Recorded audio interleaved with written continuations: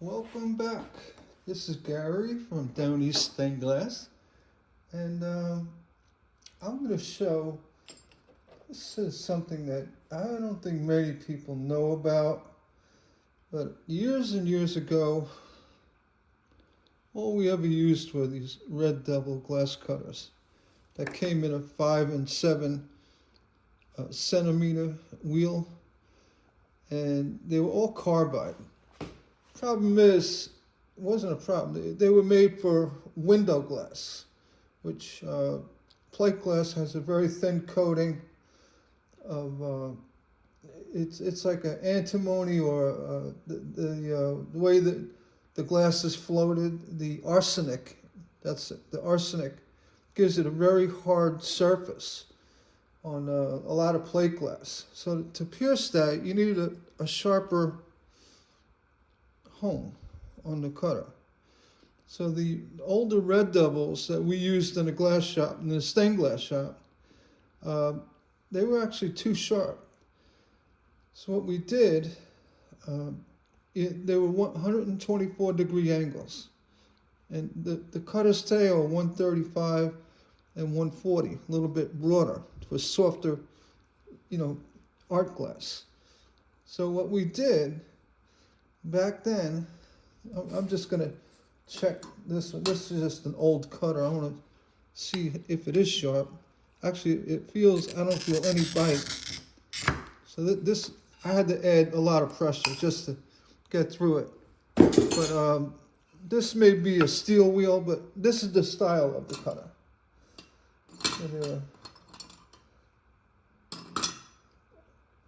They look like this. They're red, and they're Red Devils. Today, I picked up a cutter online. It's a carbide wheel cutter. And in my previous video, I was noticing that when I was cutting this softer glass, make sure I got this wheel is moving. When I was cutting this softer glass, the wheel was gouging up, you could see the score starting to chip up. That's telling me that this wheel is way too sharp for the softer art glass. I mean, it'll still break, but you have issues with breaking correctly. And see, like that, it's not breaking correctly. So the cutter is too sharp. So what we did, make sure it's moving good. Sometimes the bearings get locked up for one reason or another. This one feels good. What we used to do, like a regular sharpening stone. This is a wet sharpening stone, whetstone they call it. And they have an abrasive side, a more aggressive side, and then a smoother side here. And you can see it has a line in the middle. You could go with the aggressive side, and I'll show you. And if you're concerned about destroying a glass cutter, please, by all means, do not do this. I'm going to show you I'm going to make this cutter work for stained glass. We did this all the time. I'm going back in the mid-70s. We take brand new Red Devils.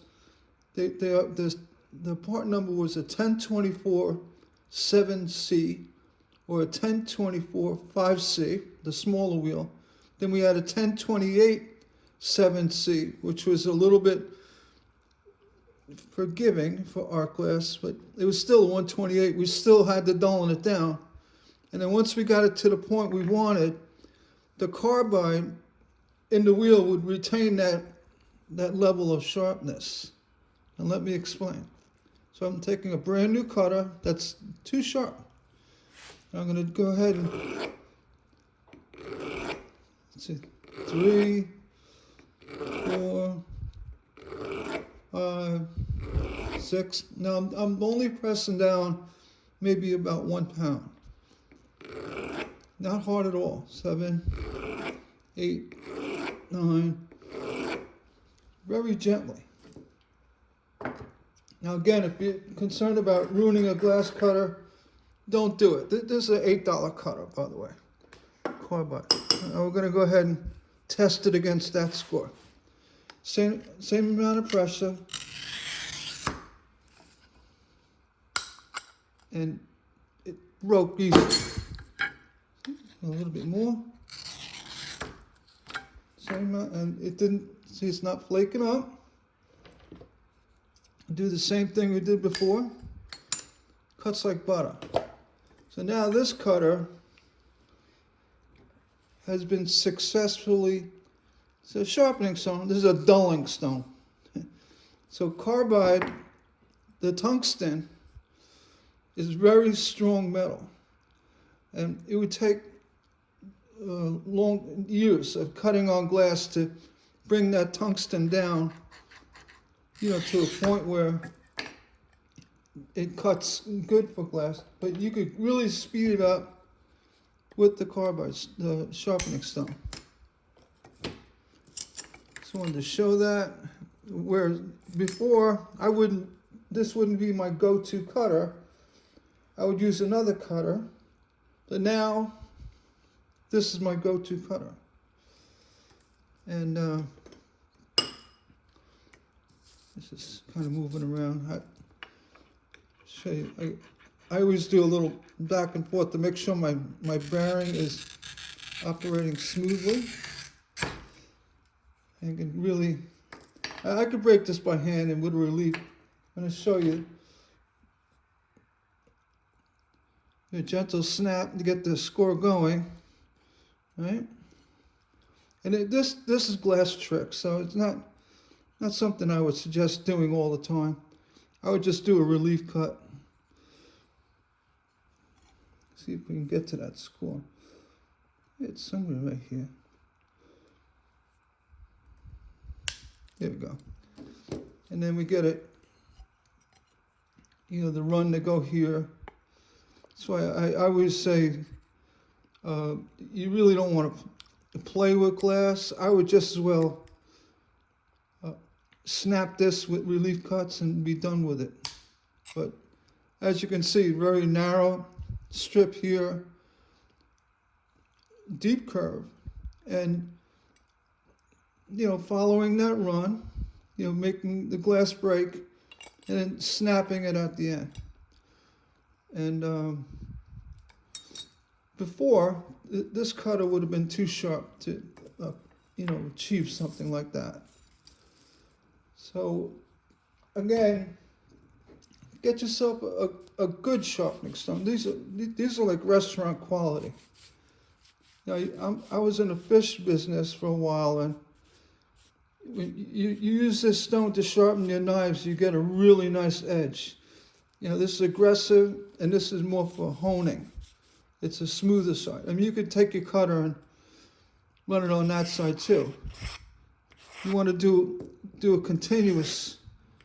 You don't want to go like this. You'll get a flat spot. You want to go continuous. And continuous. All right.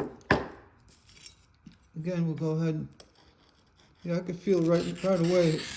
It's got enough bite in the glass. You could feel when you push the cutter down into the glass, if it's going to cut successfully, you'll feel a bite. It won't have the feeling like it's sliding. It's going to bite in where you put it. All right, so that's what you want. And right now, being tungsten carbide, this wheel will last a very long time. 2 years. I mean, if you're cutting every day, we used to cut thousands of pieces a week, a day actually, thousands. And cutters would typically last between 4 and 6, 7 months. But we cut miles of glass. It's not like a home studio where a typical cutter like this can last 20 years if you keep it lubricated. Always take your cutter. It's not the wheel, the carbide, the tungsten. It's the bearing that holds the wheel in.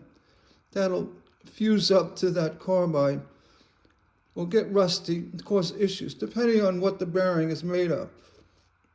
some of the older bearings in the Red Devils, you really can't see it, but it's actually a brass bearing. It's made of brass, so it was very smooth on the carbide. So it allowed the wheel to roll very smoothly. The newer bearings, they may be tungsten, or I would guess just a hardened steel, which will rust. So you want to keep it, in a container with a little bit of mineral spirits, with a few drops of cutting oil. Cutting oil in mineral spirits, that cutter will last forever. Well, not forever. It'll prolong it. All right? Just wanted to show you that. Again, don't do it and say, Gary said to go dull it. Don't do it unless you have issues with your cutter being too sharp. The ones you buy for stained glass, your Toyos, your Silverschnitz, they're already at 138, 135, 140 degree angles. Very, very flattened out, the hone of the wheel. So you don't have to do that. I'm talking about store-bought cutters that come very sharp. And the honing is in the 120s. It's too sharp for art glass, which is very soft, compared to window glass. Again, the way they float it, that's what I call it, float glass. There's arsenic they use to float it. And that makes it really smooth and visible, viewable. And you got to break that coating. And it goes throughout the glass, but it's more so on the top. That's why you need a sharper cutter for your float glass. All right? Just a little background history on what we did and how we custom tailor dullened our cutters. I hope if you have this issue of being too sharp, and again, when you score the glass and you see it starting to flake up everywhere, it's not your pressure. You should always have a consistent pressure of between 4 and 5 pounds of scoring pressure. And if you notice, you get a new cutter and you're using your same pressure, you see that glass flaking up. Get the stone. Take care and please give me a thumbs up if you like the video and subscribe. It's free to subscribe, and you'll get more of this great content. It's all stained glass related. So you subscribe, you won't miss a thing. And it's free. Thanks for watching, and have a nice day.